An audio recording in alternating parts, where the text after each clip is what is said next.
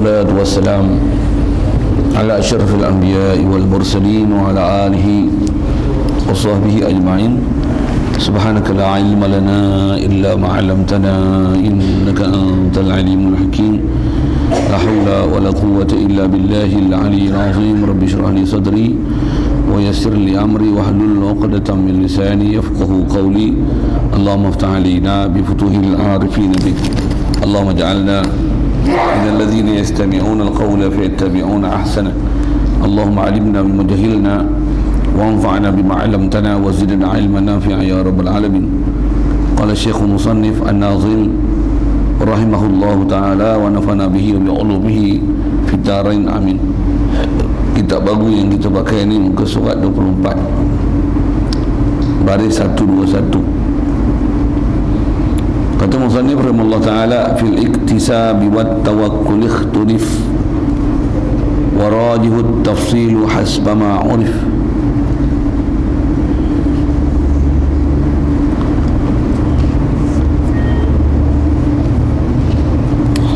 Hadirin sekalian, alhamdulillah, pertama sekali kita rasakan dalam hati kita Allah Subhanahu Wa Taala dialah yang masih memberikan kelangsungan hayat kepada kita.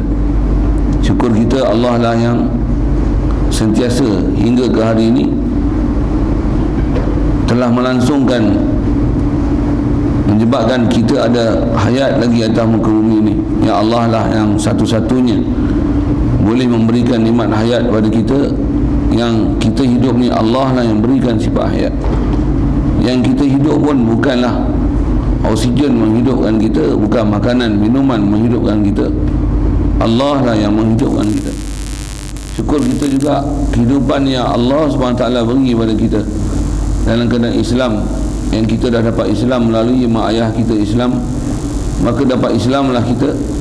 Bahkan lebih-lebih lagi syukur kita Allah Ta'ala jadikan Islam bukan saja Islam yang melalui baka dan keturunan melalui mak ayah kita, tapi dijadikan kita satu kelebihan dengan mendapat limpah kurnia dengan ihsan dia, boleh datang ke masjid, ke surau, ke majlis ilmu, dan diberikan kita pula satu kefahaman untuk boleh nak mencari ilmu, nak memahami ilmu, nak terus mempelajari agar Islam yang kita peroleh ini bukan baka dan keturunan, tapi dengan ilmu dan irfan, dengan mana kenal ada ilmu, dapat kenal rasa di hati, dan dapat tasdik qalbi, membenarkan di hati, menerima apa saja ajaran-ajaran yang dibawa datang oleh Nabi kita Muhammad sallallahu alaihi wasallam, yang kita tidak pernah ada satu pun daripada ajaran yang dibawa oleh baginda Nabi yang kita tolak, bahkan kita terima semuanya.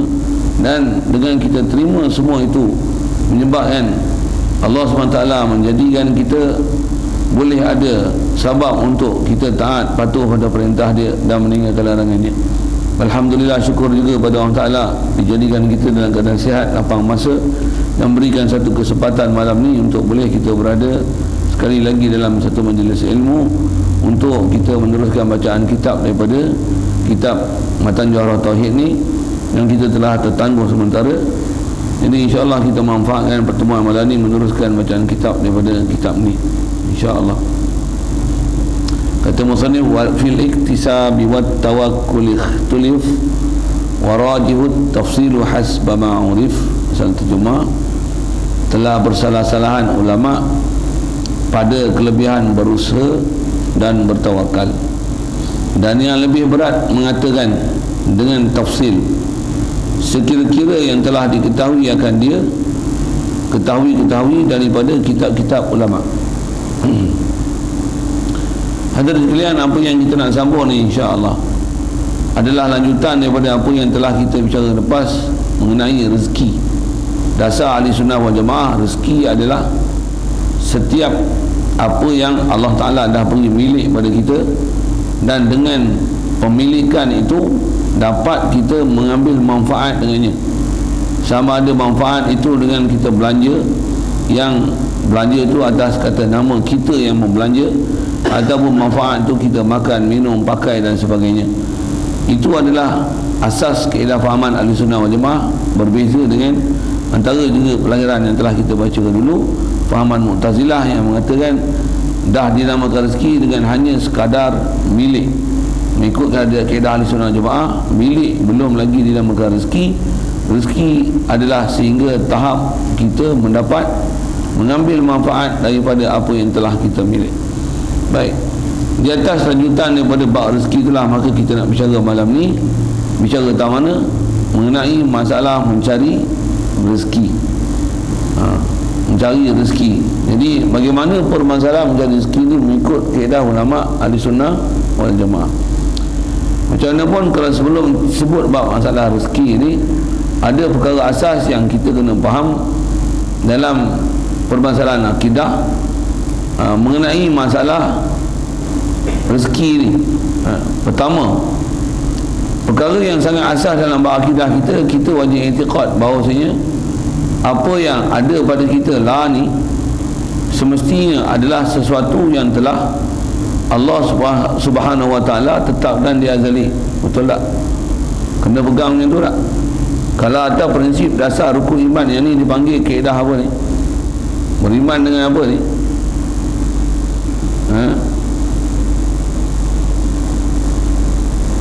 Yakin tak memang apa yang berlaku ni mesti ketentuan Allah?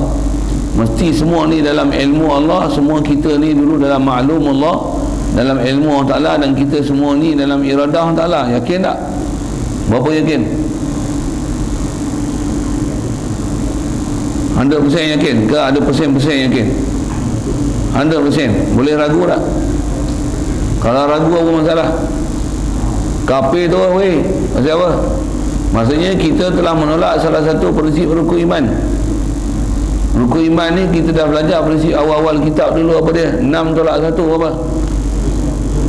Jangan jawab 5 weh. Ni bukan belajar matematik, ni belajar iman.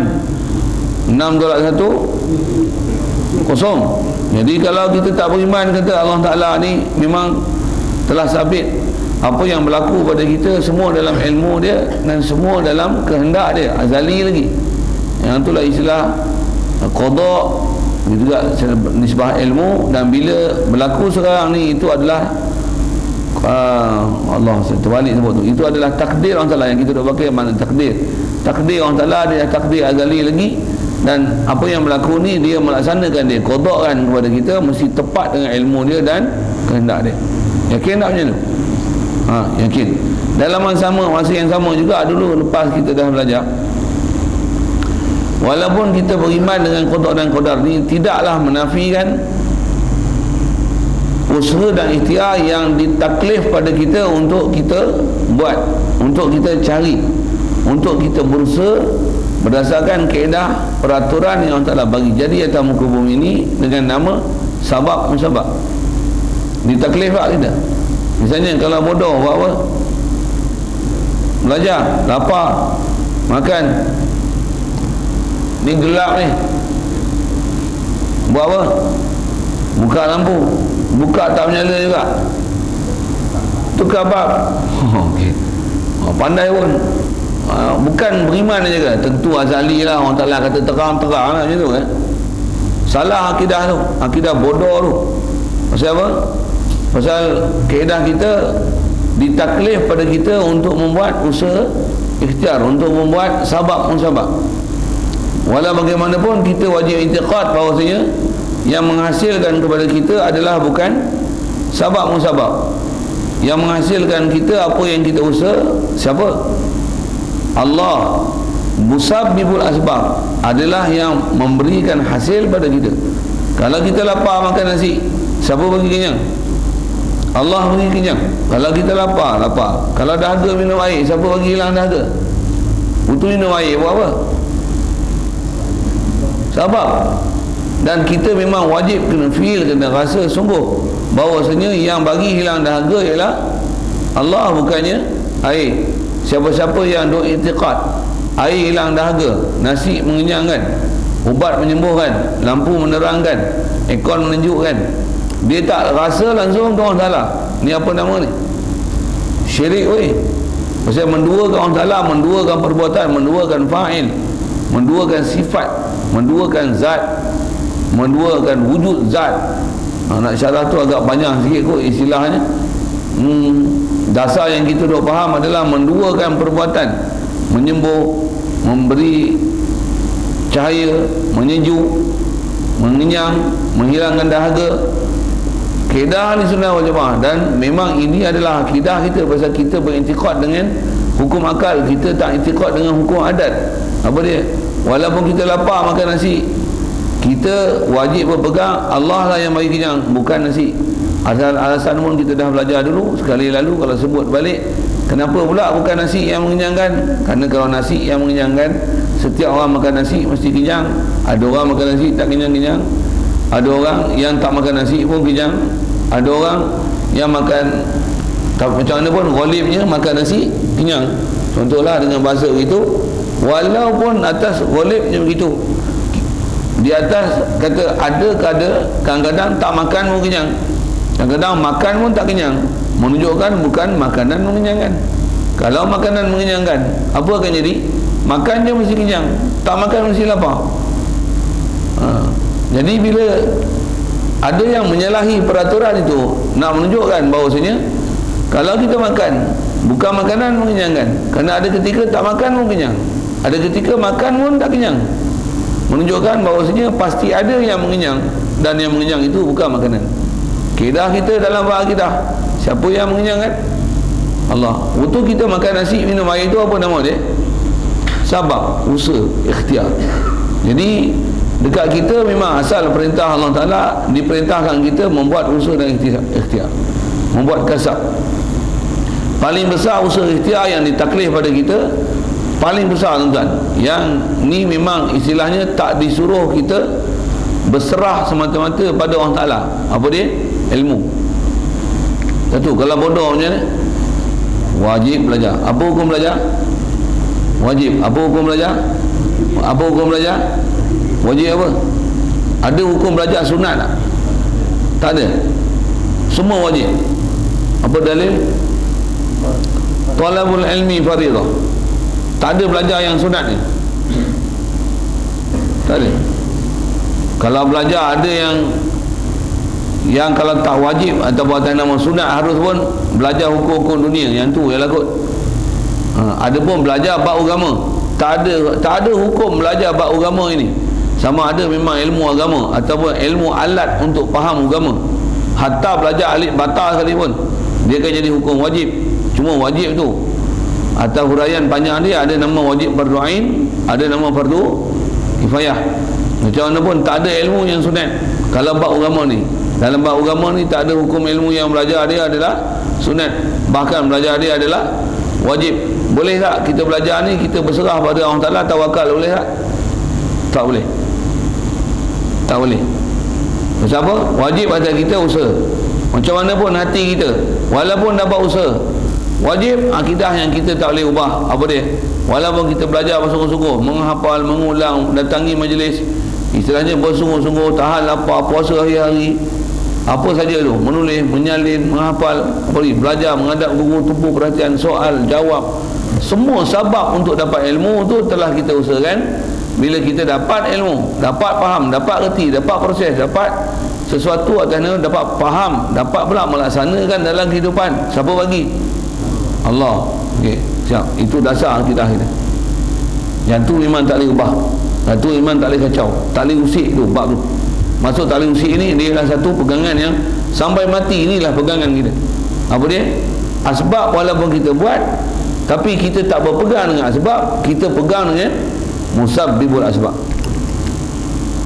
Yang ni tuan-tuan, dari segi ilmu kena faham, hujah alasan kena faham, bahkan dia bukan saja faham dengan ilmu dan hujah, tapi mesti sampai masuk dalam hati, i'tiqad, rasa, dan kita dapat berjalan atas muka bumi dengan hati dan perasaan macam ni.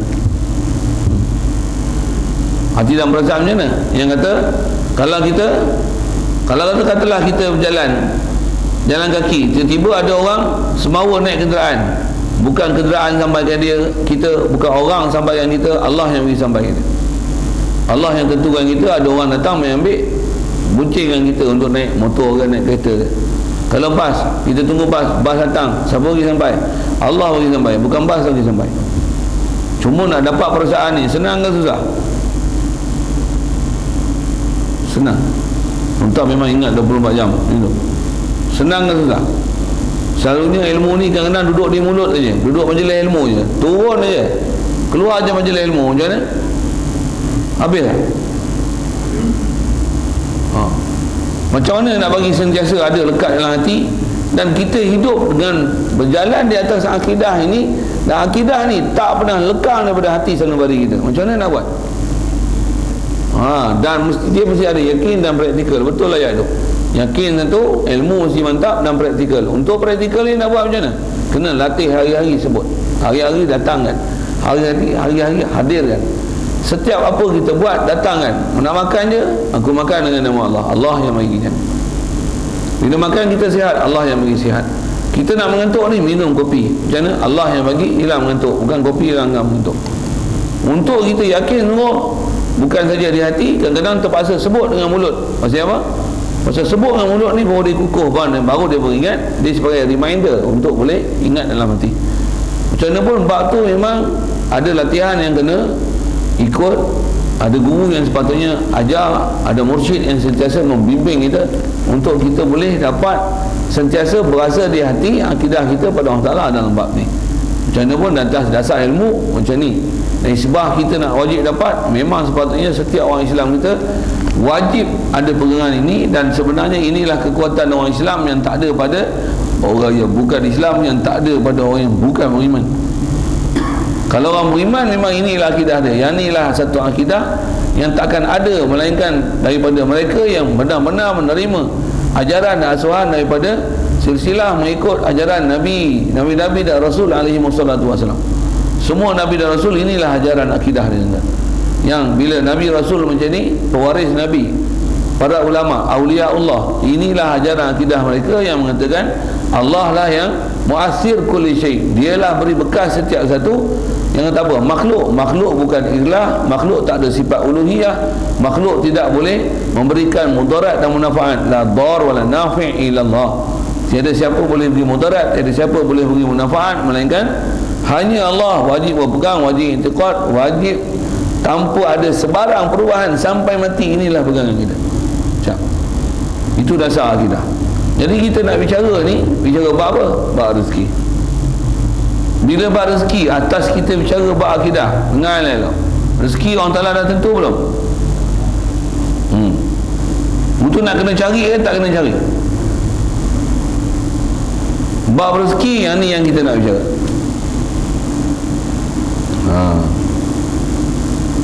Saya sebutlah tadi, bab rezeki dia ada bab macam kita nak bicara ni. Ada pun bab ilmu macam mana? Tak ada khilaf dari sisi sudut ulama, dari segi wajib pergi cari sebab. Dalam masa yang sama wajib intikad, Allah lah yang beri ilmu pada kita, bukan sebab. Yang mendapatkan ilmu pada kita bukan sebab, tapi adalah musabbibul asbab. Adapun bab ilmu dia tak ada kaedah tawakal ataupun menafikan sebab. Contoh, tak payah mengaji, tak payah hafal, tak payah jumpa tok guru. Itu buat apa? Zikir aja, nanti boleh dapat ilmu. No. Inilahi kaedah ahli sunnah wal jamaah. Istilah bahasa mudah apa? Sesat, menyimpang daripada ajaran-ajaran dan sunnah ajaran Nabi-Nabi Rasul. Macam mana Allah Ta'ala dah utus Nabi Rasul sejak pada Nabi Adam lagi.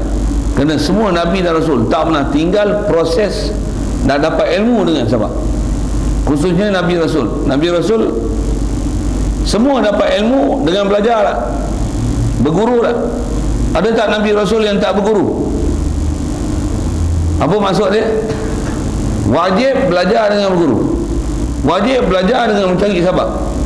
Boleh tinggal sebab? Tak boleh tinggal sebab. Tinggal sebab apa jadi? Sesat. Macam mana kebanyakan orang zaman ni yang sesat kerana tak berguru. Dia memang akan jadi sesat, tuan-tuan. Punca dia apa? Meninggalkan berguru, meninggalkan talaqi, meninggalkan musyafah, meninggalkan menuntut ilmu. Baik, bab ilmu memang ada kaedahnya tu. Kita nak bicara bab apa? Rezeki. Okey, tengok asal ayat dia sebut dulu. Kata dia, telah bersalah-salahan ulama pada kelebihan usaha dan tawakal. Jadi ada dua bab yang dia sebut dalam masalah rezeki ni. Kalau asal terjemah disebut usaha dan tawakal. Usaha tawakal ni kena faham, dia ada dua benda istilah dia nak sebut. Bukan macam kita selalu duk faham usaha dan tawakal. Selalu kita faham macam mana? Tengok sikit yang kita dah faham selalu dalam bab rezeki. Kita selalu bab rezeki kita buat macam mana? Usaha dan tawakal. Betul tak? Memang selalu diajar, selalu penceramah ke TV ke yang masyhur kita dengar dalam masyarakat, tuan-tuan, pengetahuan mengenai usaha dan tawakal ni apa? Nak cari rezeki kena usaha, lepas tu tawakal. Kita hanya diajar yang ni saja, usaha tawakal macam ni. Macam mana pun kita nak faham, ada dua istilah dia sebut. Saya tak lagi faham hak zaman lani dulu. Yang ni yang biasa dah diajar kita. Usaha tawakal, usaha tawakal. Yang ni memang prinsip yang dah diajar kita. Jadi cari rezeki macam mana? Meniaga, tawakal lah. Ada orang nak datang ke, ada orang tak datang ke, ikutlah pasal apa, tapi aku dah meniaga dah. Maksudnya buat usaha, lepas tu tawakal, buat usaha, lepas tu tawakal, buat usaha, lepas tu tawakal. Betul? Kata-kata faham macam tu dia. Ada tak pernah ada orang ajar macam ni? Tak payah usaha, tawakal aja pada Allah Ta'ala, rezeki datang. Ada tak pernah dengar macam tu? Ada? Boleh ke tak boleh? Ada orang terang-terang sebut tak boleh. Salah ke tak salah? Duk faham selalu, orang duk terang kat kita macam mana? Macam salah betul tak? Dia bagi hujah macam-macam nak menunjukkan kata Islam ni suruh bekerja. Tak boleh dalam bab rezeki ni tawakal bulat-bulat pada Allah Ta'ala. Bahkan dia suruh bekerja, disuruh bekerja, disuruh bekerja, disuruh bekerja, disuruh bekerja, disuruh. Ini ajaran yang dia asuh. Betul tak? Artian bekerja, lepas tu tawakal, bekerja, tawakal. Tak ada yang ajar macam ni, tak payah kerja apa-apa, bab rezeki tawakal aja. Ada orang ajar macam tu tak? Tak ada. Kalau ajar nanti ada orang kata apa? Ada orang kata apa kat kita? Songsang macam tu. Macam mana pun ada satu prinsip yang memang kita dah buat harian, dan itu memang salah satu daripada kaedah yang kita nak sebut ni. Yang itulah kalau atas istilah Arab ni dia panggil, yang tu adalah dia panggil maqam ataupun bab iktisab ataupun bab asbab, maqam asbab. Apa maksud maqam asbab ni? Maksudnya kita nak cari rezeki, kita buat sebab meniaga apa sajalah, saya tak payah hurai rasanya bab asbab ni. Macam mana pun untuk bab asbab ni, disebab cari rezeki, bab asbab ni, usaha tawakal ni memang kita dah biasa dengar. Cuma satu peringatan sikit situ, apa dia? Jangan sampai usaha cari rezeki sehingga mencederakan taat kita pada Allah Ta'ala dalam bab rukun fardu yang wajib kita laksana, dan jangan sampai menggadaikan, melupakan majlis ilmu, melupakan akidah yang sepatutnya kita i'tiqad pada Allah Ta'ala. Mesti kena jaga i'tiqad yang sentiasa mesti kena betul pada Allah Ta'ala. Allah lah dia yang razik, dialah yang memberi rezeki, dialah ar-razzaq, satu-satunya yang membolehkan memberi rezeki pada kita. Sabab kita buat tak beri bekas. Jangan dengan sabab yang kita buat ni sehingga meninggalkan tanggungjawab kita untuk mencari ilmu, untuk tafakuh dengan ilmu, untuk faham ilmu, untuk takwa pada Allah Ta'ala, untuk taat patuh pada perintah dia, meninggalkan larangan dia. Jangan dengan sebab cari rezeki jadi macam tu. Jadi macam tu. Begitu juga jangan sebab nak cari rezeki bujur lalu melentang patah, apa yang haram ambil sampai tak kesudah, tanpa mengira apa akibat dan padah. Ni teruk. Yang ni tak diajar langsung dalam ajaran kita. Bahkan setiap rezeki yang kita nak ambil wajib berkira halal dia, kerana talabul halal faridah, menuntut yang halal adalah fardu, wajib, fardu ain. Wajib cari apa dia yang halal, wajib hindarkan apa yang haram. Jadi nisbah kita dah buat usaha tu bagus, kalau dah buat dalam masa yang sama, jangan sampai tercedera ilmu, akidah, begitu juga kewajipan solat, menutup aurat, pergaulan bebas, kewajipan menjaga pandangan dan sebagainya, mesti semuanya mengikut panduan-panduan syariat, supaya apa usaha ikhtiar yang kita buat tu tepat dengan perjalanan syariat, dan hukum dia wajib fardu ain. Setiap orang yang terlibat dalam bab tu untuk belajar dan faham bagaimana untuk proses mencari rezeki yang kita buat sabab-musabab tu tepat dengan ajaran Nabi SAW. Apa hukum belajar dia? Wajib, fardu ain. Baik, yang tu satu kaedah, dan yang tu rasanya saya tak perlu syarah, pasal yang tu satu prinsip yang memang kita dah biasa dengar, dan itulah biasanya satu prinsip mencari rezeki yang telah diajar kepada kita sejak pada dulu. Bahkan kalau tengok dalam masyarakat, prinsip ni bukan saja diajar, bahkan prinsip ni sampai telah disalah ajar, bahkan sampai tak diingatkan langsung kepada kita mengenai Allah lah pemberi rezeki, yang dalam kita proses mencari rezeki sampai seolah-olah melupakan langsung pada Allah Ta'ala, sehingga tak pedulikan langsung perintah, hukum, hakam yang berkaitan dengan perjalanan hidup yang kita kena lalui, bab aurat ke, bab pergaulan bebas ke, bab khulwat ke, bab apa nak menunaikan solat, lepas tu kewajipan mencari ilmu, bab akidah, bab fiqh, bab tasawuf yang mesti diselesaikan. Ada orang mencari rezeki yang dah diajar dengan sabab dan usaha ikhtiar ini. Belakang ayat dia berupa tawakal, tapi mencari rezeki sampai tahap tak peduli langsung dengan Allah Ta'ala sampai mati pun ada. Yang inilah kata-kata dalam masyarakat kita. Masalah tak sebenarnya? Masalah. Apa masalah dia? Meninggalkan perintah Allah Ta'ala semata-mata mencari rezeki. Meninggalkan perintah Allah Ta'ala semata-mata mencari rezeki. Ini yang berlaku. Ini yang berlaku. Sekali lagi sebut, meninggalkan perintah Allah Ta'ala semata-mata mencari rezeki. Paling besar meninggalkan perintah Allah Ta'ala yang dibuat agak-agak tuan-tuan apa? Solat. Sebelum solat menuntut ilmu tauhid. Itu paling besar kali yang diingat. Menuntut ilmu.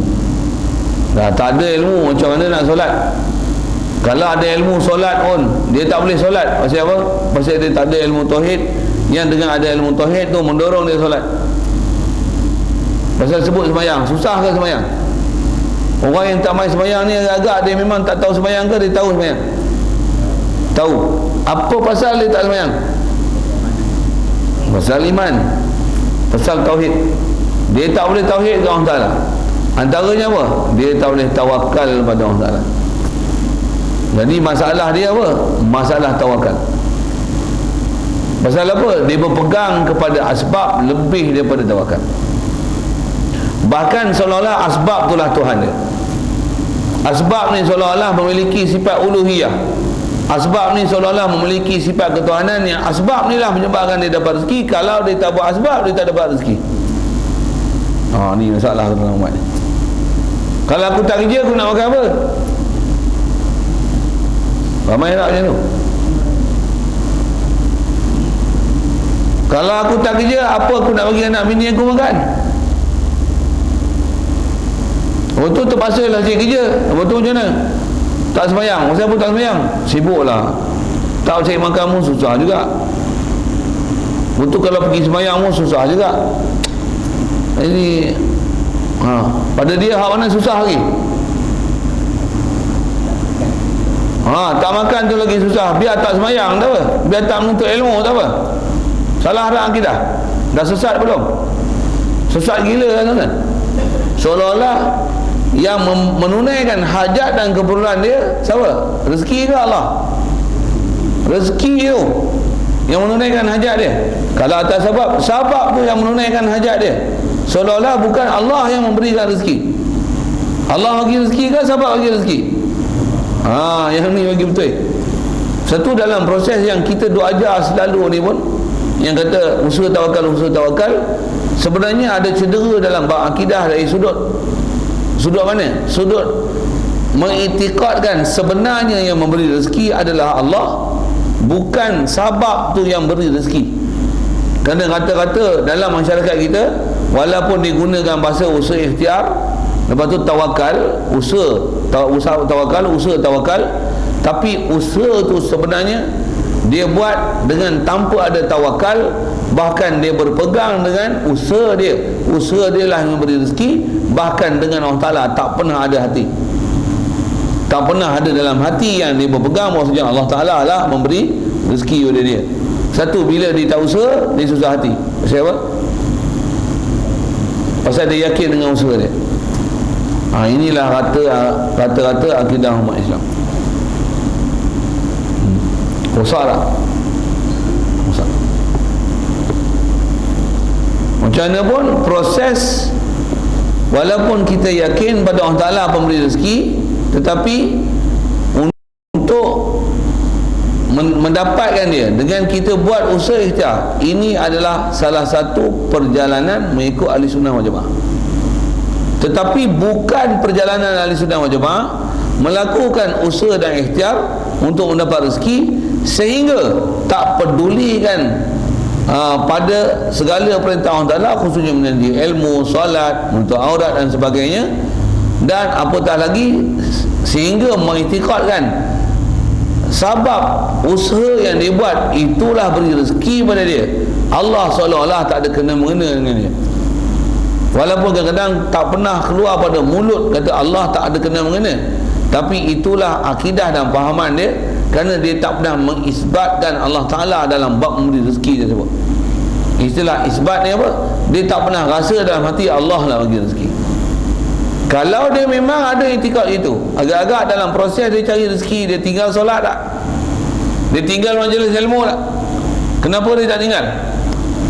Kerana dia yakin pemberi rezeki adalah Allah, bukan sebab. Satu, kalau duduk pasal malam, hari ada pasal malam, dia berniaga tak pasal malam? Kalau ada majlis ilmu, dia berniaga tak pasal malam? Berniaga ke tak berniaga? Yang berniaga tu orang musafir. Orang tak bertahan tak berniaga. Berniaga juga, cuma dia tak berniaga waktu maghrib. Kalau yang memang waktu dia selalu dia berniaga, bayar mengaji dia tak berniaga, yang ni memang satu perjalanan hidup yang sepatutnya dia kena buat. Pasal bila bertembung antara sabab untuk cari rezeki dengan mencari ilmu, mana dulu? Pasal mencari ilmu tak ada suruh tawakal, bahkan wajib cari asbab. Bab cari rezeki macam mana? Ada bab yang tu yang kita nak sebut tu, ada bab istilahnya tawakal semata-mata dengan mutlak. Istilahnya dipanggil maqam tajrid ataupun maqam tafwid, maqam tafwid.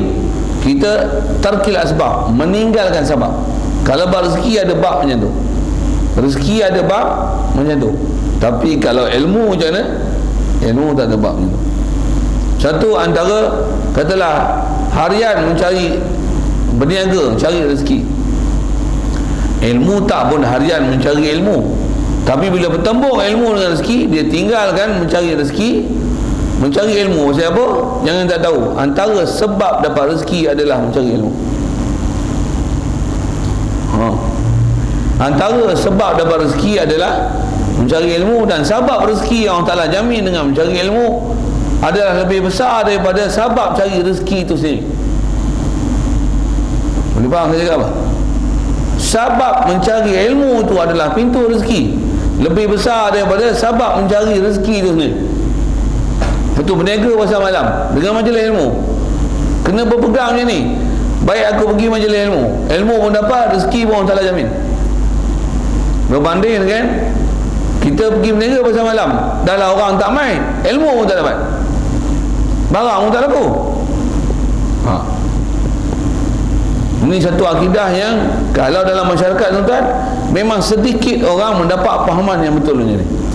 Bahkan kalau umum saya nak sebut dengan perkataan ini, di Malaysia ni boleh kata umumnya diajar pada kita apa? Carilah sebab, jangan pedulilah majlis ilmu apa, walaupun kadang-kadang tak pernah ada ayat macam tu, tapi seolah-olah macam itulah, pulun cari rezeki sehingga ilmu pun tak peduli, sehingga Allah pun tak pernah ada dalam hati, sehingga aurat pun dibuka hingga tak sedar diri. Contoh kot saja bunyi rimah belakang bagi sama sikit saja. Dia jenis macam ni masyarakat. Sehingga macam mana majlis ilmu tak pernah dihadiri. Apa punca dia ni? Apa masalah dia? Masalah dia pasal syak kepada jaminan rezeki yang Allah Ta'ala nak bagi. Okey, maksudnya saya dah sebut apa yang sepatutnya dibetulkan. Jadi faham ni, bab usaha dan tawakal yang selalu dilontar kat kita tu, dia memang ada prinsip ahli sunnah wal jamaah. Cuma ada satu perkara besar akidah yang tak diajar pada kita. Apa dia? Kita tak diasuh berpegang dengan yang memberikan rezeki pada kita itu adalah Allah, bukan sabab itu yang menyebabkan kita dapat rezeki. Sehingga tak ramai manusia boleh meninggalkan sabab untuk yakin rezeki boleh datang pada dia. Bahkan sehingga dia intikad, dengan aku buat sabab lah maka datang rezeki. Ini masalah dalam masyarakat. Satu yang sampai, kalau tak kerja tak dapat duit. Apa lagi? Gaji banyak, tengok buat kerja haram. Contoh, gaji apa? Sebulan 4,000. Kerja apa? Pramugari pula syarikat penerbangan mana? Kalau yang pakai tudung tu nama apa? Rayani Air. Ingat ke Rozaini Air tadi? Oh silap. Silap sikit. Rayani Air. Kalau kerja pramugari Rayani Air gagah juga, betul tak? Walaupun token dia Hindu. Tapi kalau Air Asia, saya tak Hindu juga token dia. Oh Hindu juga. Oh Allah, Hindu ke orangnya? Nanda kena dia. Oh itu token dia. Oh aku tahu hari ni. Oh padan lah pramugari dia macam mana. Dah lah dia panggil hak gebu-gebu. Oh tu muda-muda. Lepas tu pakai baju apa? Ketat. Lepas tu colour apa? Merah. Oh bayang kan, putih pakai skirt pendek merah macam kafir ke semua kerja tu? Islam katalah gaji 4,000, boleh tak dia berhenti? Agak-agak dia berhenti lah untuk gaji 400 jual goreng pisang tepi jalan, boleh tak? Apa masalah dia sekarang? Dia yakin sabab dia tu adalah membawa kesenangan pada dia, walaupun terpaksa langgar perintah Allah Ta'ala untuk mendapat gaji banyak itu. Ni celaka masyarakat Islam itu. Habis. Yang ni masalah dalam masyarakat. Masalah apa? Masalah akidah, berpegang dengan asbab yang asbab dah seolah-olah ilah, inilah menunaikan hajat dia. Satu, bila ada majlis ilmu, dia tak boleh nak tinggalkan kerja untuk pergi majlis ilmu. Kalau ada bos pun, seolah-olah bos ni lebih besar daripada Allah Ta'ala. Sehingga kerja ni, jangan kata sembahyang fardu, sembahyang Jumaat pun dia akan tinggal semata-mata taat pada bos, yang dia lupa bosnya. Bos tu Allah Ta'ala lah yang menjadikan dia. Dia tak berani lawan bos, tapi dia berani lawan Malikul Muluk, yang raja bagi sekalian raja. Dia berani lawan bos, dia tak berani lawan bos dia, padahal bos dia pun mati macam dia juga. Ni yang jadi dalam masyarakat. Maksudnya masalah kita dalam masyarakat kita dalam bab mencari rezeki ni, dia ada permasalahan akidah mengenai intikad siapa pemberi rezeki. Kita wajib intikad dah Allah yang bagi rezeki, wajib tak? Pasal apa kena intikad orang Ta'ala bagi rezeki? Dengar elok-elok. Kita ni daripada tak ada kepada ada, siapa bagi jadi? Allah. Dah kita ada ni, yang bagi kita hayat siapa? Makanan, minuman, oksigen bagi kita hayat. Siapa bagi kita hidup? Allah juga. Siapa bagi kita ilmu? Allah juga. Siapa yang bagi kita iradat? Siapa yang bagi kita kudrat? Siapa? Yang kita dengar, kita melihat, kita boleh cakap ni, siapa bagi? Semua Allah, betul tak? Yang ni kalau atas istilah ulama' dia panggil, ini adalah hajat anfus, ialah hajat asas yang mesti ada pada diri kita. Tanpa Allah Ta'ala sempurnakan hajat dan keperluan ini pada kita, lenyaplah kita atas muka bumi ni. Tak ada harga dan tak ada nilai kita atas muka bumi.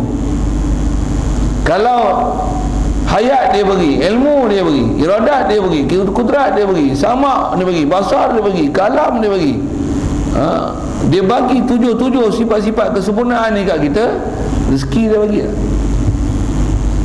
Mesti bagi dia. Pasal bila dia yang jadikan kita daripada tak ada kepada ada, sekarang dia milik kita lah. Dia memilik kita lah. Satu, Allah bila dia khalik kita, dia adalah malik kita. Apa maksud malik memilih ni?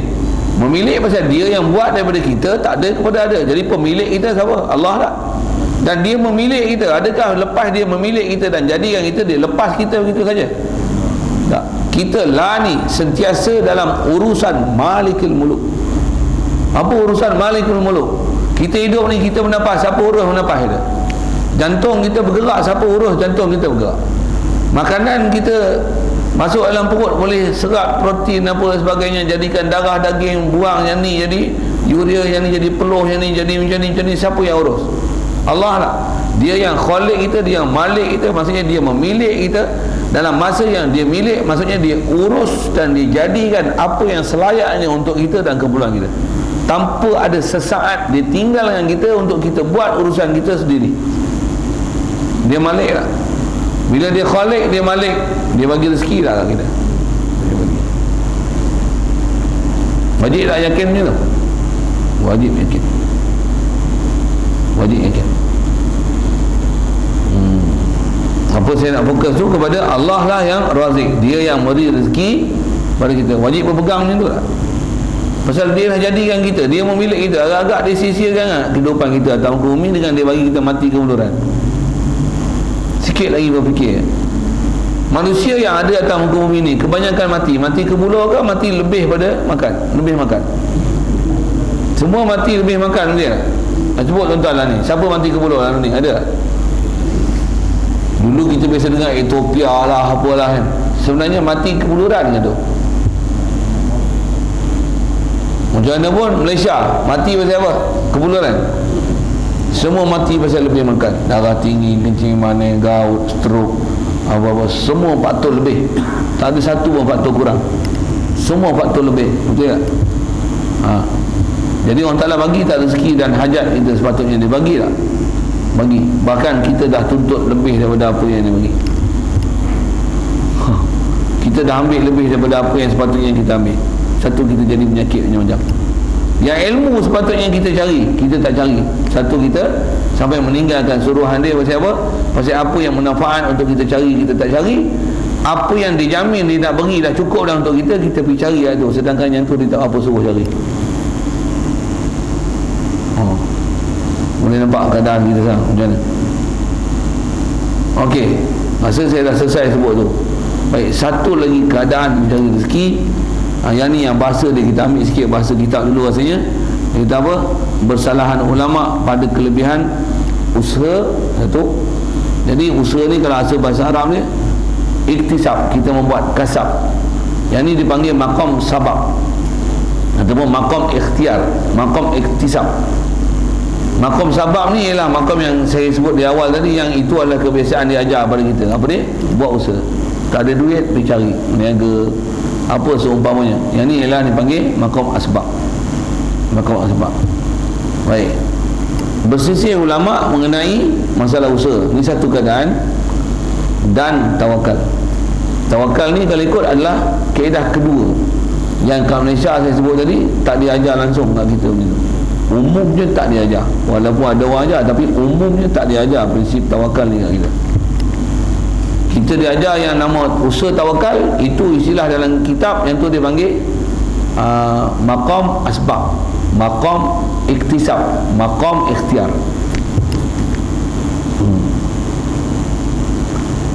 Baik, yang tu satu keadaan.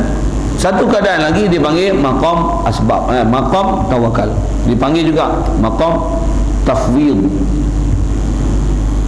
Maqam tafwid apa? Maqam serah pada Allah Ta'ala, ataupun dipanggil maqam tawakal. Istilah maqam tawakal ni maksudnya kita tak buat apa-apa sabab. Sabab untuk cari makan tu tak buat langsung, bahkan tak pernah fikir langsung. Ni maqam tawakal nama dia. Dan maqam tawakal ni dia maqam tarki asbab, meninggalkan asbab, tak buat sabab tu. Tak boleh. Apa lah, tak boleh duk sebut tu, boleh. Itulah maqam Nabi-Nabi dan Rasul. Semua Nabi-Nabi dan Rasul adalah maqam tafwid, maqam tarki asbab, maqam meninggal asbab, tak buat asbab tu. Nabi Muhammad dia berniaga dia. Bila dia berniaga? Sebelum jadi Rasul. Bila dia jadi Rasul dia buat kerja apa? Dia tak berniaga. Meniaga juga. Iya ke? Bangun tidur kau meniaga dulu. Betul buat dakwah. Iya ke?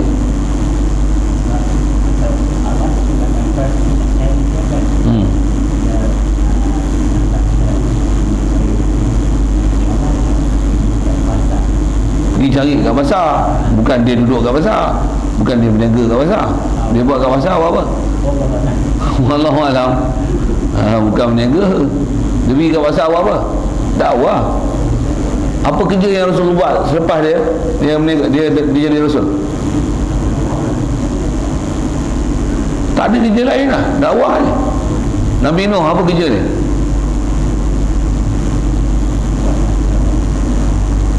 Kerja dia buat bahtera, kan?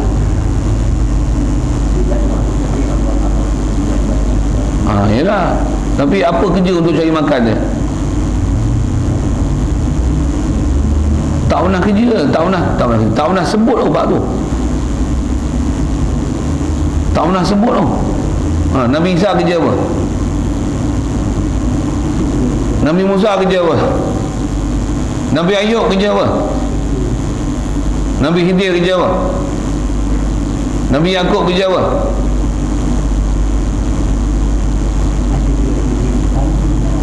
Ada juga kerja.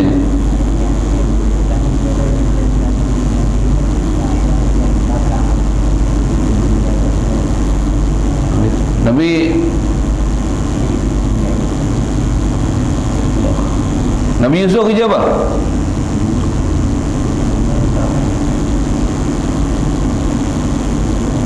Dia bukan kerja tu. Dia bukan kerja tu. Dia urus je. Dia ajar ya macam mana kaedah nak buat. Dia bukan kerja, dia bukan cari rezeki melalui proses tu. Tak. Semua tu panduan Allah Ta'ala. Macam ni tahun kemarau tak kemarau apa kan. Apa kerja dia? Dakwah kan. Kerja dia dakwah ya. Ajar orang beriman dengan Allah Ta'ala. Bagi tahu aku ni boleh takwil mimpi. Aku tahu hal mimpi. Yang percaya ada aku tahu boleh takwil mimpi. Kerja dia apa? Bagi orang beriman bahawasanya Allah Ta'ala hantar dia Nabi Rasul. Itu je kerja dia. Tak ada khas sebut Nabi Rasul ni kerja. Memang khas untuk cari rezeki. Kalau ada pun, kalau saya ingat saya selama duk belajar, ada kot cerita Nabi Daud. Wa anna nabiyallahi Daud kana ya'mulu bi'amali yadihi. Dia yakulu bi'amali yadihi. Dia makan daripada kerja tangan dia. Apa dia? Dia tukang besi. Tapi tukang besi, untuk cari makan dia tak pernah minta sedekah. Tapi apa kerja dia? Dakwah. Dia minta sedekah lah, minta duit lah. Tak. Cuma nak makan dia tak pernah minta sedekah. Macam mana pun disebab kalau sebut kerja pun, kerja dia buat tu tukang besi, agak-agak boleh support dia makan lah. Bukan kerja tukang besi lah ni kan, semua nak besi pula kan. Apa saya nak sebut ialah memang atas istilah umum sebut ulama, Nabi Rasul ni umum istilah dia. Walaupun ada yang kalau nak kata tak ada buat asbab langsung, tidak, tapi ada asbab. Tapi kebanyakan mereka ni adalah tarki asbab. Apa dia? Tak buat sebab. Satu tak masyhur Nabi Rasul ni buat kerja. Tak ada. Yang masyhur apa? Dakwah. Dia makan minum lah. Sikit lagi tanya. Nabi Muhammad memang dakwah dia buat subuh betul. Sahabat dia ada tak yang sangat kaya? Sahabat-sahabat Nabi ada tak yang sangat kaya? Sahabat dia ada yang kaya tak? Kok sangat kaya tak faham. Ada yang kaya tak? Kalau Rasulullah katalah tak makan 3 hari 4 hari, kalau Rasulullah kata aku tak makan 3 hari, sahabat weh takkan apa tak tahu periuk lama tak berasap ni, isteri pun ramai, anak pun dah tak makan. Kalau di kabar itu agak-agak sahabat bertunggu lumus tak datang bagi kat dia makanan. Bahkan Allah Ta'ala pernah dah hantar Jibril bagi tahu dan bagi tahu dengan Rasulullah, aku nak tukarkan Bukit Uhud ni jadi emas. Ada tak? Rasulullah terima tak? Pasal apa dia tak terima? Pasal tawakal dia pada Allah Ta'ala tinggi. Sikit nak sebut tadi. Jadi bila dia lapar tu, dia tak ada makanan, Allah Ta'ala tak bagi makanan kat dia ke?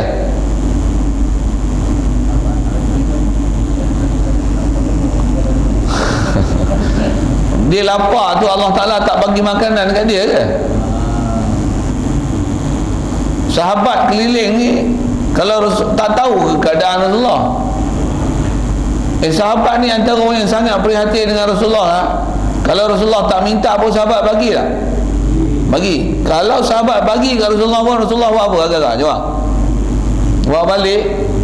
Dia sedekah, dia takkan simpan dalam rumah dia. Pasal apa tu? Pasal dia yakin Allah Ta'ala, dia tak pernah terfikir apa benda dia nak makan esok hari. Nak fikir hari ni pun dia tak pernah fikir apa dia nak makan. Ni tawakal dia tinggi tak? Nak sebut apa lah? Inilah maqam nama dia. Kalau asal kita bicara kitab, itulah dia panggil kelebihan tawakal. Masuk tawakal yang apa? Tarki asbab. Apa maksud tarki asbab? Tinggal sebab, tak buat sebab langsung. Nama istilah lain juga dia panggil tafwid.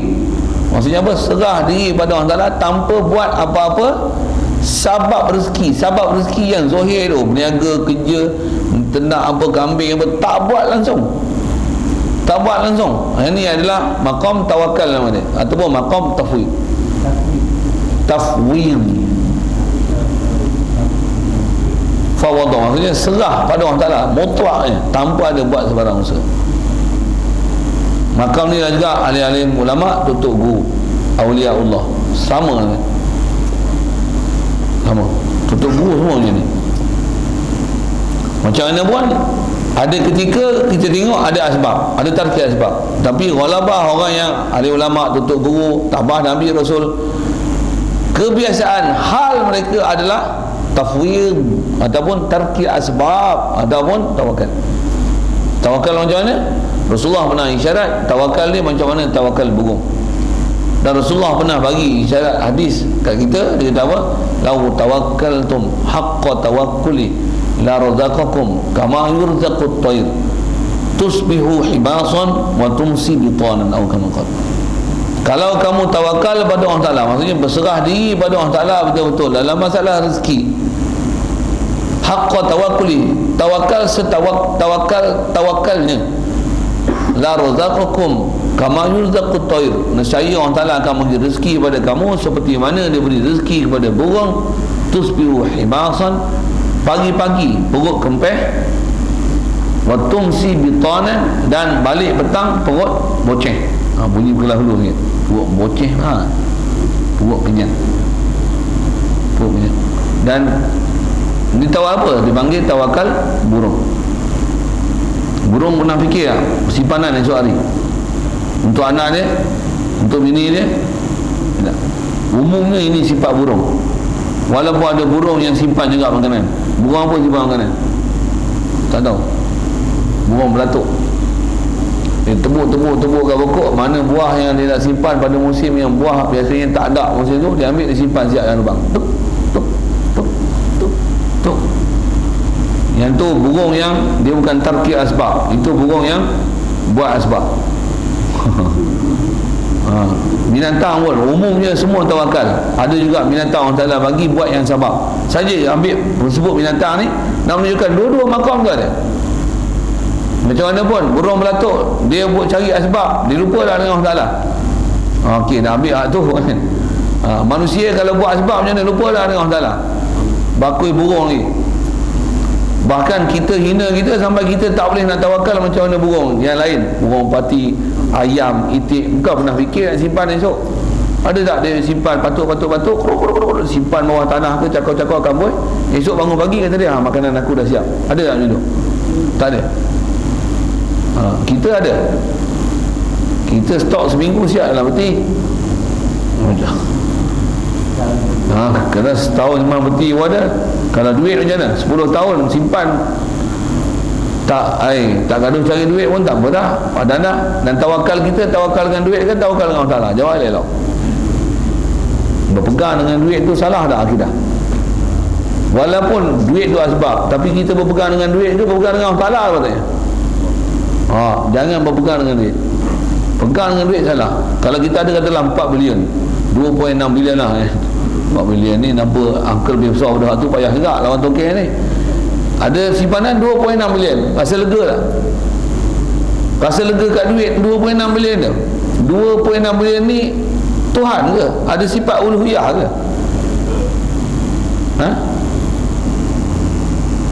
Betul? Kenapa kita rasa lega dengan duit? Nak lega kita dengan siapa? Ala bizikrillahi tatma'innul qulub. Ingat Allah lebih sempurna hati, tenang hati dia. Siapa lebih mahal dan berharga untuk beri khazanah kepada kita? 2.6 bilion ataupun Allah Ta'ala? Allah boleh bagi kita kaya dengan tanpa asbab, betul tak? 2.6 bilion pun silap boleh jadi tak laku sekelip mata, betul tak? Boleh tak berpegang dengan 2.6 bilion? Tak boleh. Apa hukum itikad pada 2.6 bilion? Haram tak? Bukan haram milik 2.6 bilion, haram itikad berpegang kepada 2.6 bilion. Kalau 2.6 bilion berpegang dengan RM10 salah tak? Berpegang dengan RM10 salah tak?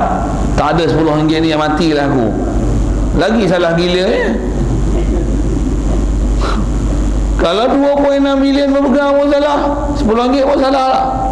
Satu, kita duit dalam poket, kita yakin siapa? Allah bagi selamat aku ke duit dalam poket aku selamatkan aku? Itikad gitu. Yang ni yang kita selalunya jadi masalah kat kita. Pasal apa? Pasal kita tak diajar itikad tawakal pada Allah Ta'ala dengan prinsip betul. Kalau diajar usaha tawakal pun nama je tawakal, tapi sebenarnya tak ada tawakal, bahkan berpegang dan itikad dengan asbab. Ini masalah kat kita kan? Tentu yang bila cerita tawakal pun dia tak faham makam tawakal tu. Pasal apa dia tak faham tawakal tu boleh? Baik, asal yang sebut tadi makam tawakal ni maksudnya memang tak buat asbab langsung.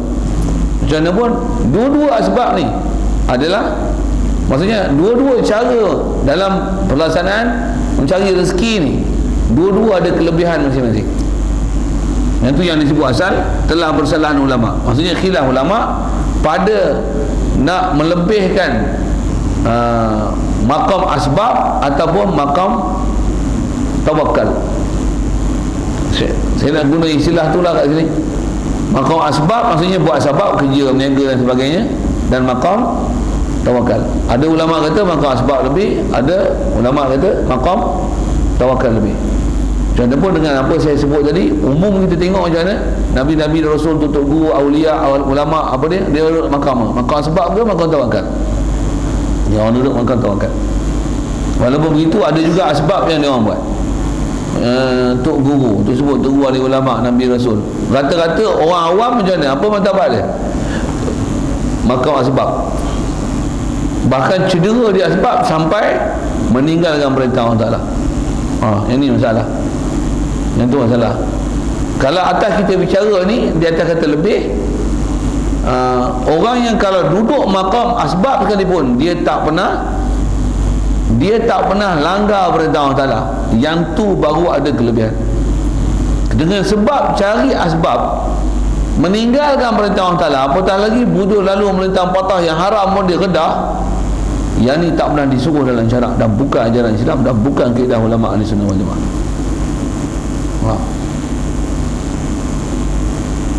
Jadi bila kata ada dua ada kelebihan, maksudnya ada ulama kata makam tawakal lebih, ada yang kata makam asbab lebih. Baik, kita tengok tak sikit lebih dari mana. Makam asbab nak sebut atur dulu. Lebih pasal apa? Pasal kita kadang-kadang hati ni, contoh kita lah selalu duk kerja, iaitu ada hari tak kerja. Boleh tak dengan tak kerja terus berpegang pada Allah Ta'ala, Allah bagi rezeki? Kuat tak? Kuat ke tak kuat? Jawab elok. Kuat. Jawab betul. Nabi, Rasul memang saya tak heran lah, memang dia orang kuat punya. Kita kuat tak? Tak percaya macam ni? Tuan-tuan selalu ada duit. Bila ada duit kuat tak? Okey, sekarang duit tu semua tuan-tuan derma kat tabung, sekupang tak tinggal dalam akaun. Tu ingat RM10 lah kan, pasal tak boleh tutup akaun, RM10. Kuat tak masa tu? Tak kuat ke kuat? Jawab elok. Kuat apa? Kuat pasal dah derma. Tapi bila dah duit tak ada, masa tu kuat tak? Kuat apa? Kuat meminta. Kalau minta derma sekali lagi macam muka bonyok lah. Dah bagi dah duit, dah habis dalam tabung tu, lepas tu orang minta lagi, ada RM100 lah. Tak ada apa dah, macam kuat dah dalam hati. Aku nak makan apa? Aku nak makan, tak ada lah. Kuat ke tak kuat dalam hati? Tak kuat betul lah. Kalau tuan-tuan kerja kerajaan, dia tengok ada masalah, dia tak bagi sembahyang apa, tuan-tuan dengar macam ni, nak berhenti terus kerja, nak meniaga goreng pisang itu pergi jalan. Kuat tak? Kuat tak? Kuat tak? Kalau tuan-tuan dah buat, memang saya jaminnya memang tuan-tuan kuat. Pasal tuan-tuan boleh jawab kuat. Pasal tuan-tuan dah buat. Dulu kerja kerajaan, gaji ibu-ibu, tuan-tuan boleh berhenti jual nasi lemak je. Tengok jual nasi lemak lagi banyak pendapatan daripada kerja yang kerajaan tu. Kuat tak? Yakin tak Allah Ta'ala bagi rezeki? Macam mana pun dengar elok saya sebut. Kuat dengan rezeki ke kuat dengan Allah Ta'ala? Kuat dengan rezeki juga rupanya. Kuat dengan sabab juga, bukan kuat dengan Allah Ta'ala. Nampak? Ganggu juga kita nak pergi ke Allah Ta'ala, perjalanan kita ke Allah Ta'ala. Apa masalah kita ni? Antaranya kena faham bab ni penyamun ramai tuan tengah jalan. Penyamun apa? Penyamun akidah kita pada Allah Ta'ala. Penyamun ramai. Siapa penyamun kita? Syaitan lah. Dia samun. Dah kita tawakal pun kuat, boleh tinggal kerja kerajaan, kerja sendiri. Macam mana? Dah berpegang dengan diri sendiri pula. Tengok aku berniaga macam mana. Dia orang berniaga semua tak maju. Aku berniaga sekejap je. Dia orang berniaga nasi lemak tak laku, aku berniaga laku. Tengok, pandai tak aku berniaga nasi lemak? Aku masak sedap. Macam okey tak? Ni berpegang dengan sebab. Salah tak tu? Salah. Patutnya kata apa? Tak ada apa kat aku. Aku masak jual, tak tahulah dia merasa sedap macam mana. Aku jual aja. Tak tahulah dia orang semua common nak beli kat aku. Aku tak tahu siapa. Satu lagi juga, syaitan masuk lagi. Pasal kau sembahyang, duha kuat, kau rajin baca surah Waqiah, kau rajin berdoa. Surah Waqiah ni yang menyebabkan aku dapat perniagaan maju. Hancur ke akidah tak? Hancur juga. Siapa bagi rezeki sebenarnya? Allah ke surah Waqiah? Situ pun syaitan boleh masuk lagi. Akidah kita tu kena samun mudah-mudah je. Syaitan ni agak dia puas hati lah dengan kita. Dia akan cuba untuk songsangkan kita selagi mana boleh dan selagi mana ada jalan, sekalipun dengan jalan takwa. Selagi kita tak mati, betul ayat tu. Selagi kita tak mati, dia tak pernah berputus asa untuk songsangkan kita daripada akidah yang sebenar. Antara sebab songsang kita buat rezeki lah. Jalan yang paling besar untuk disongsangkan umat ni adalah buat rezeki. Pasal dengan sebab rezeki lah hancur segala-gala kehidupan. Jadi asal kita nak sebut ialah memang ada ulama. Jadi asal nak kata kalau kita memang orang yang tak kuat untuk tak berniaga ke tak apa ke tak pergi kerja, tak kuat untuk mendapatkan pendapatan ni, apa kaedahnya? Pergi kerja, pergi berniaga. Dalam masa yang sama, pergi kerja, pergi berniaga sekalipun, buat asbab saja tahu. Bukan iktikad kepada asbab. Tetap di hati tawakal pada Allah Ta'ala mesti ada. Cuma atas kaedah macam ni, pergi buat juga kerja, pergi berniaga juga, yang ni dipanggil maqam asbab, tak dipanggil maqam tawakal. Tapi dalam maqam asbab ni ada tawakal tak? Apa tawakal dia? Apa tauhid dia? Allah yang bagi rezeki, bukan asbab yang bagi rezeki. Aku maju, aku dapat duit, aku untung berniaga, Allah yang bagi untung, Allah yang bagi rezeki, Allah yang raziq. Kena itikad itu tak? Tak itikad itu salah lah, syirik dalam iktikad. Kalau mengiktikadkan sabab lah bagi kita senang. Sabab tu sama ada berniaga, aku pandai masak, sedap, apa sajalah yang masih Allah selain pada Allah Ta'ala, itu menggagalkan akidah kita. Macam mana pun nak sebut, kalau kita memang tak kejap hati, memang yakin dengan Allah Ta'ala, tapi kalau tak berniaga jadi susah hati. Pasal apa? Nanti nak main duit kat mana? Memang Allah Ta'ala dia akan bagi rezeki, tapi tak berniaga kalau susah hati. Pergi berniaga untuk hilangkan susah hati tu. Tapi hati mesti berpegang dengan Allah Ta'ala. Allah yang bagi rezeki, bukan sebab. Nampak? Akidah memang tak gadai sama sekali. Akidah tak gadai sama sekali. Baik, selesai. Itu makam asbab. Jadi mana lebih dia? Menghilangkan was-was hati. Pasal buat sabab je. Macam kita lapar, ni tengah malam ni lapar, tak makan lagi. Memang Allah Ta'ala boleh bagi kenyang walaupun tanpa makan, betul tak? Kalau tuan-tuan boleh duduk tempat tu, minum air, ya Allah, aku minum air, ya Allah, bagi kenyang ni hak engkau, ya Allah, aku serah ya engkau, aku dah minum air, engkau yang bagi kenyang aku, walaupun aku hanya minum air. Okey, Sejak hati ya. Kalau boleh hijab, selesai. Itu makam tawakal tu. Kalau tuan-tuan tak makan, perut ni kalau tak makan sagi, pukul 3 sagi cakap Hindu silsilah gastrik sampai ke cerah. Kena buat sabar. Kedai semua tutup. Pak Coy, sebenarnya orang Melayu pun tutup kedai. Apa nak buat sekarang? Buat sabar juga. Tepung ada tak? Nasi ada tak? Nasi sejuk ada? Ada biskut. Biskut pun jadilah. Ada pun kuih pau dalam frozen food kan, buka-buka, ada kuih pau, goreng lah. Tak ada nak kukuh, lambat air nak mendidih. Contoh saya sebut ni, saya pernah duduk alam tu, satu saya sebut ni.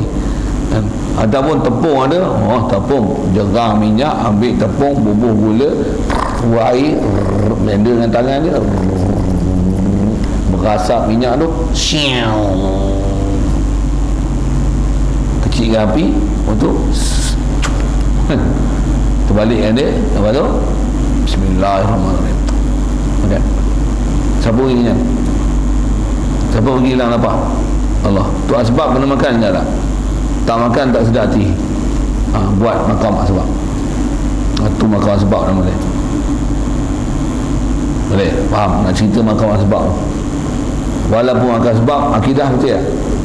Mesti betul akidah. Baik. Dan saya dah tunjuk tadi apa dia makam tawakal. Walaupun lapar gedik-gedik ni, macam mana? Bismillahirrahmanirrahim. Ya Allah, tak kuasa aku nak keluar cari makanan. Ya Allah, aku tak pernah yakin ada selain daripada Engkau boleh aku kenyang. Bagi aku kenyang. Engkau lah yang mengenyangkan aku, ya Allah. Wallazi yut'imuni wa yasqin. Allah yang bagi aku makan, Allah yang bagi aku minum. Sekarang Engkau memang aku yakin Allah yang mengenyangkan aku. Bismillahirrahmanirrahim. Aku minum air je, ya Allah, Kau hilangkanlah lapar aku. Memang hilang lapar pun, macam yakin tak Allah Ta'ala dia yang bagi hilang lapar. Siapa yang akan dapat macam ni? Orang yang tarki asbab. Dan benda macam ni tuan, dia kena latih. Kalau tambah latih makan minumnya tu, memang yang ni bab tak susah mana lah. Memang boleh buat. Memang kita akan rasa. Tambah pula kita buat terus, memang minum-minum air hilang langsung lapar. Lala tu orang Ta'ala bagi cash di atas yakin kita dan munajat kita dan itikad kita. Memang kita berpegang Allah lah yang qadil hajat, Allah saja yang nasta'in, Allah sajalah yang kita minta tolong. Kita buat-buat jadi teruslah tu. Yakin, tambah yakin tak ke Allah Ta'ala Allah yang bagi hilangkan kelaparan kita? Yakin tak? Yakin. Tu satu makam. Lebih tak? Apa lebih dia? Tak payah fikir sebab cuma kena buat apa? Yakin. Yakin tu takwa lah. Yakin tu takwa, yakin tu lah iman. Jadi maqam tawakal ni dia based on yakin, takwa. Yang itulah maksud ayat Quran. Yang maqam tawakal ni, maqam tawakal ya, maqam tawakal atau maqam tafwid ni Allah Ta'ala kata apa? Ayat 1000 dinar tu, wa man yattaqillah, siapa takwa dengan Allah Ta'ala. Syarat dia takwa je. Antara takwa tu apa? Yakin. Antara takwa tu apa? Ikut saja perintah Allah Ta'ala, dakwah. Antara takwa tu apa? Tuntut ilmu, hafal. Takwa aja pada Allah Ta'ala. Yaj'al lahu makhraja. Allah Ta'ala jamin pasti dia akan bagi jalan keluar. Satu jaminan. Tak habis lagi. Wa yarzuquhu min haitsu la yahtasib. Dia akan bagi rezeki daripada tempat dan masa yang tak disangka-sangka. Dan dia bagi rezeki tu kadang-kadang rezeki zahir, kadang-kadang rezeki batin. Nak rezeki zahir ke rezeki batin? Kalau rezeki zahir macam mana? Ada orang main datang hantar nasi lemak, nasi biryani lagi contoh. Kita lapar ni, ya Allah Kau yang bagi rezeki aku. Kita minum air baring, elok-elok nak lena je ada orang ketuk pintu. Assalamualaikum. Assalamualaikum. Waalaikumsalam warahmatullahi. Tidur ke? Belum lagi. Saja ngantor ni. Kau ada rezeki orang sini. Ada rezeki apa benda ni? Sebut bila nasi apa? Nasi kambing mendi ni ada orang ni. Saya tak tahu nak bagi siapa dah. Memang saya nampak rupa Tok Imam je saya kata. Dia kata, bagi. Alhamdulillah. Yakin tak? Yakin tak Allah Ta'ala bagi? Tawakal punya masalah. Yarzuqhu min haitsu la yahtasib. Nak seronok makan ke seronok ke Allah Ta'ala? Masa tu macam mana? Kalau kita ada iman, kita ada takwa, betul macam mana? Ya Allah, memang aku yakin pada Engkau yang berezeki, tadi yang lain berezeki melainkan Engkau. La razik illa Allah. Yakin tak masa tu? Best kan? Itu rezeki zahir. Min haitsulah yahtasib juga. Kita pun tak sangka dia. Bukan dia bagi 10 paket, dia bagi masuk peti lah kita. Tak payah 5 hari tak cek makan. Semua dia lah peti siap. Contoh yang saya bagi bubuh nak bagi sedap macam kata tu. Lagi apa? Dengan kita tawakal tu, kadang-kadang dia tak bagi rezeki tu min haitsulah yahtasib tu rezeki zahir. Tapi dia bagi apa? Rezeki batin. Apa rezeki batin? Kita minum air je katalah kita buat sebab tu, ya Allah Kau yang kenyang aku. Memang kenyang betul. Selepas dia, itu hari Senin pula. Puasa pula tu.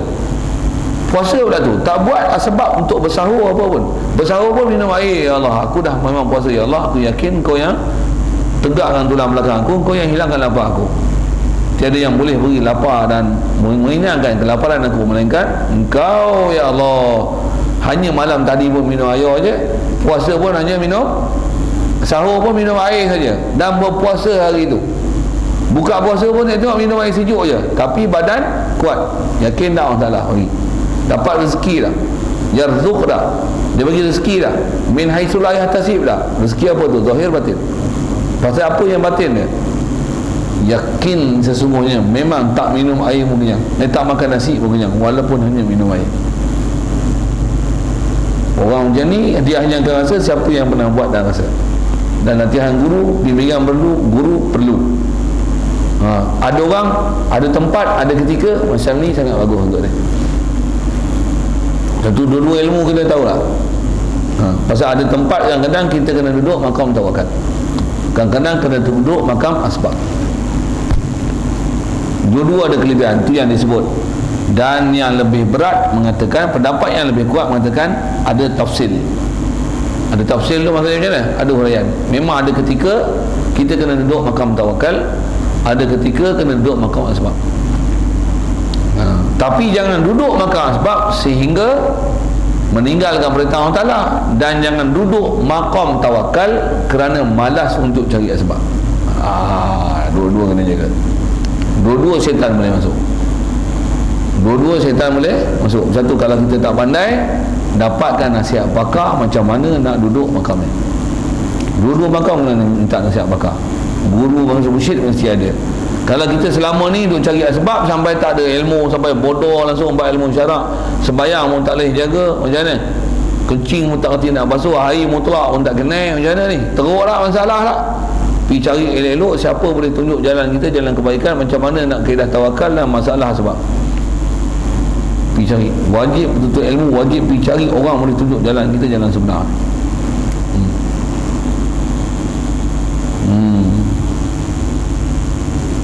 Yang asal kitab kita ni disebut macam ni je. Ada tafsil, saya dah sebut sekali lalu tafsil dia, sekira-kira telah diketahui ia daripada kitab-kitab ulama. Jadi apa saya sebut syarah kat tuan-tuan tu memang daripada kitab-kitab ulama. Daripada apa sirah, pernah pengalaman mengaji, mengajar, tok guru duk sebut. Semua tu sebut daripada apa yang huraian yang kita duk bicara ni. Ada makam tawakal, ada makam asbab. Sikit kalau saya tambah nak sebut. Saya kata tadi, Nabi-Nabi Rasul umumnya makam dia makam tawakal. Walaupun masa yang sama ada juga makam asbab, tapi tak highlight langsung makam asbab. Umumnya tuan-tuan guru pondok, saya nak sebut tuan guru pondok kan, pasal dia orang yang duduk banyak makam tawakal ni. Tunggu pondok ada yang langsung tak cari makan langsung kan. Memang kerja dia apa? Mengajar. Dia tak nak fikir bab makan. Dalam masa yang sama dia mengajar. Murid yang datang macam mana? Berapa yuran? Tak ada yuran. Nak mengaji duduk je. Dah apa aku makan, itu kau makan. Dia boleh jamin macam tu. Apa aku makan, kau makan. Beras datang, gula datang, ikan masin datang. Dia tak nak fikir ikan masin siapa nak hantar. Dia tak pernah fikir, tak pernah minta, tak pernah keluar iklan, tak pernah bagi surat kat jawatan rasa masjid untuk rayuan minta derma. Tak pernah kan? Tak pernah. Saya duduk bergelar dulu tok guru tu, tak pernah ada sekali pun dia pernah sebut daripada mulut dia nak minta duit pasal duit tak cukup perbelanjaan madrasah. Tak pernah dia mohon. Budak-budak tak bayar yuran setahun RM50 kan. Ada yang duduk dalam pondok tu 20 tahun tak pernah bayar yuran. Setahun RM20, 20 tahun tak bayar yuran. Dia tak pernah ungkit, tak pernah minta, tak pernah sebut daripada mulut dia, siapa tak bayar yuran tu bayarlah dia.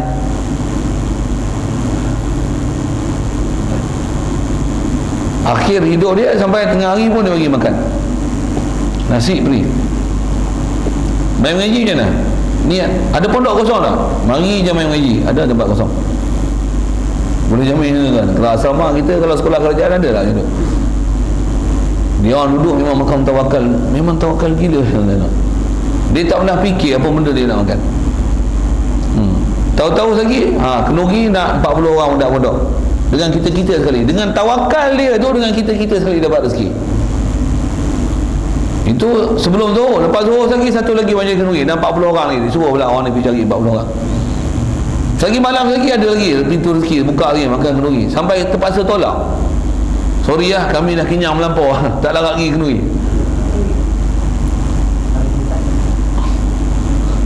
Kami dah kenyang banyak sangat dah, pasal banyak dengan kenuri, tak larat pergi kenuri. Hani minta maaf lah. Tapi Tok Guru macam mana? Dia tak pernah putuskan hajat orang. Kalau pergi pun dia kata apa? Kita pergi saja, tak payah makan lah, kita kenyang dah. Pergi tunai hajat, buat tahlil apa-apa, dia suruh betul klik. Cenama kata dia, siapa lapar nak makan gigi, makan gigi.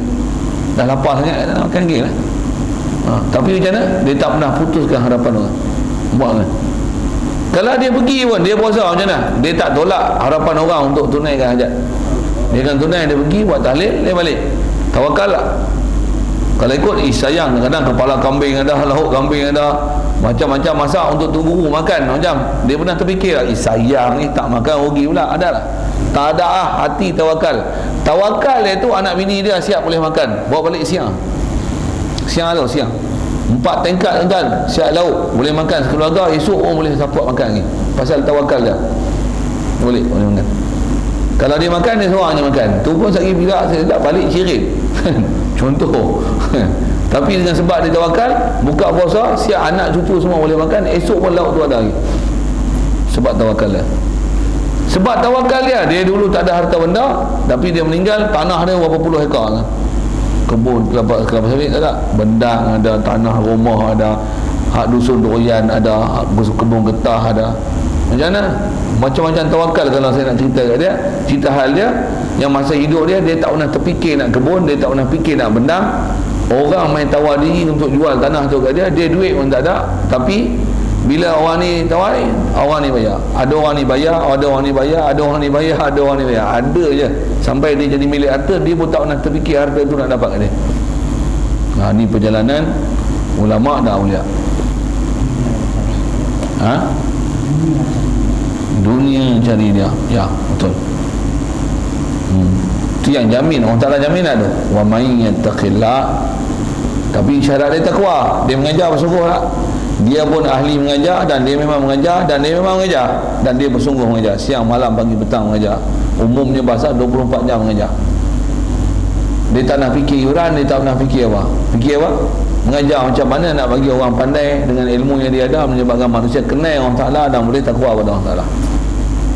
Dan kami ialah antara hasil dia.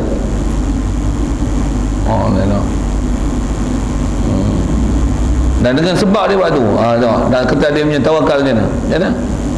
Tak pernah tengok dia susah. Bahkan umrah setiap tahun, kita pun tak nak pergi umrah ni.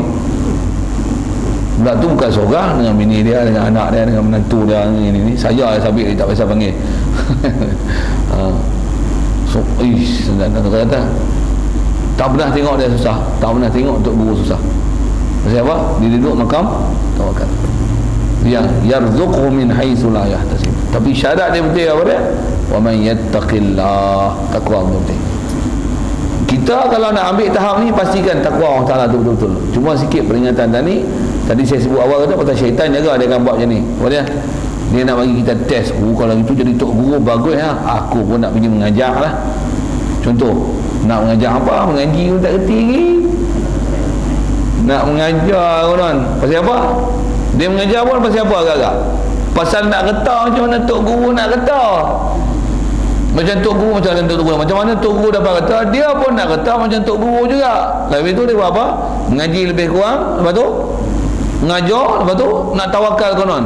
Tak pernah tawakal. Hati ni sentiasa duk harap orang bagi duit aku terbaik-terbaik, orang bagi duit aku banyak-banyak, orang nak tawar tanah kat aku, tawar anak dia nak bagi buat aku menantu. Ini dalam hati ni.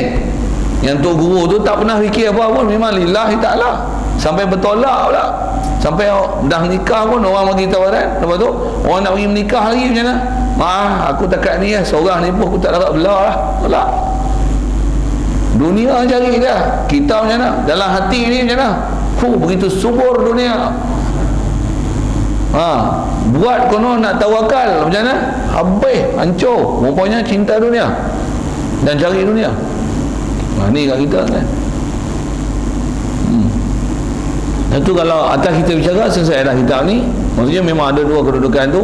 Jadi nak mantap kita ni kena faham apa ni? Kena faham tauhid elok-elok kepada Allah Ta'ala, dan kena faham memang kita hidup ni nak capai Allah, nak faham Allah, nak dapat Allah Ta'ala. Itu tauhid kita. Okay. Jadi yang nisbah makan minum apa ni? Yang ni sabab. Dan buat sabab pun tak berpegang dengan sabab, tapi berpegang dengan Allah Ta'ala. Itu kaedah Ahlussunnah wal Jamaah. InsyaAllah kita jumpa nanti. Wa indana syai'u huwal mawjudu. Soalan tu ada?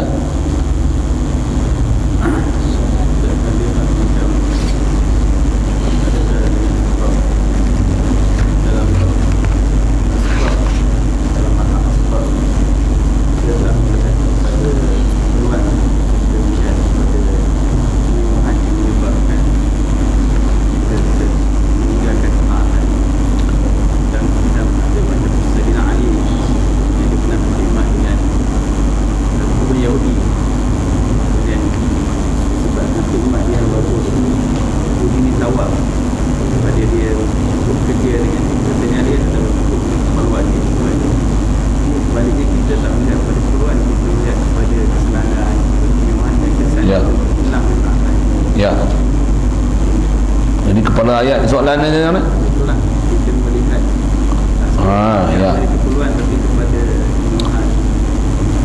Soalan yang ditanya adakah tentang dua kaedah untuk asbab dan tawakal tadi. Cara kita nak bertindak adakah untuk kesenangan atau keperluan? Itu kan soalan dia. Ni tiga lebih kurang. Yang tu yang memang kena perhatikan. Satu kalau sebut Tok Guru, Nabi Rasul pun, kalau kita sebut nisbah asbab dan tawakal, jadi ambil makam asbab dan tawakal ni bukan di atas kaedah untuk senang, tapi kaedah apa? Keperluan dan hajat. Keperluan dan hajat. Allahumma salli ala sayyidina. Jadi kalau kita buat contoh, nak buat misal mudah dan keperluan dan hajat tu, maksudnya kalau dua-dua tempat ni dia ialah di atas keperluan dan hajat. Kalau memang keperluan dan hajat itu adalah kena buat makam asbab, kena buat asbab. Saya buat misalnya peperangan Khandaq, saya dengar apa tu peperangan tu, dia teknik perang yang Rasulullah dicadangkan oleh Salman Al-Farisi antaranya, supaya dibina parit besar yang kuda kalau lompat tak lepas, kalau jatuh dalam tak boleh nak naik. Dalam tu nak korek tu, luas tu tau. Okey, asbab tak? Soal, Rasulullah tawakal tak tawakal? Betul, kenapa korek parit? Ya, makam asbab. Pada ketika itu kena buat asbab. Strategi diperlukan masa tu. Buat asbab tak? Buat asbab. Buat. Pasal apa? Masa tu keperluan. Dan itu teknik. Nak mengajar pada kita tak meninggalkan usaha dan ikhtiar, tak meninggalkan asbab. Okey, siap. Itu nak menunjukkan keperluan. Dan banyak tempat Rasulullah memang tak pernah buat asbab pun. Bayang tengok perang Badar, 300 orang lawan 1000 orang. Bahasa macam tu. 1000 yang kelengkapan perang, 300 dengan tak ada apa-apa kelengkapan perang. Dengan bahasa gitu kan. Bahasa kita parang kontot lawan dengan mesin gun. Macam tu kot, untuk bandingan senjata dan kecanggihan musuh dengan pihak kita. Rasulullah lawan tak? Kalau tengok asbab macam mana? Sepatutnya surrender tak? Surrender tak? Surrender tak surrender? Lawan tetap lawan. Pasal apa? Tarki asbab. Tarki asbab. Tinggal asbab. Kalau tak buat ni, kalahlah Islam.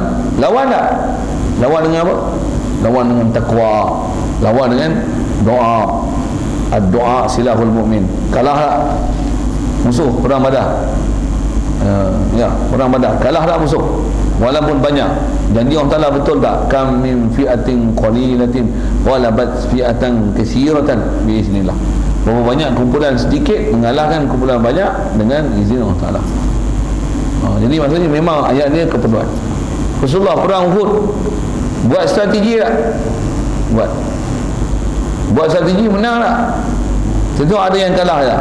Pasal apa? Nak sebut ada hukum peraturan asbab. Ada peraturan asbab.